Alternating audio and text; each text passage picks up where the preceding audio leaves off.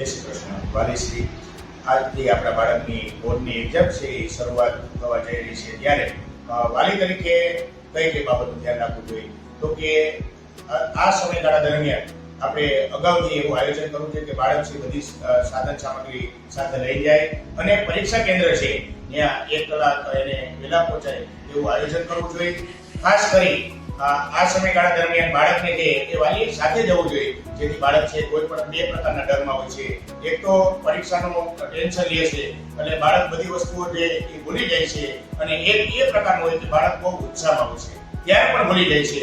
તો આ એ પ્રકારનું આપણે વાતાવરણ રાખવું જોઈએ કે આ સમયમાં કે જેથી બાળક છે વ્યવસ્થિત એક્ઝામ આપી શકે અને બાહ્ય ખાણીપીણી છે એનાથી દૂર રહેવું જોઈએ, જેથી એની તંદુરસ્તી છે એ બાબતનું પણ ધ્યાન રાખવું જોઈએ.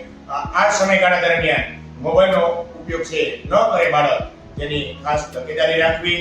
અને ખાસ કરી બાળકને જે પેપર છે એની હોલ ટિકિટ આપેલી છે એ સમય પ્રમાણે બાળક છે તૈયારીમાં બેસે એવું વાલીશ્રીએ ધ્યાન રાખવું.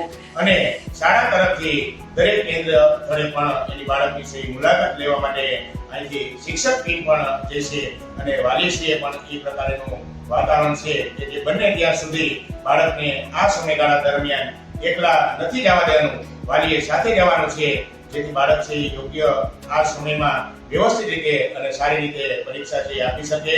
અને આજે જે પરીક્ષા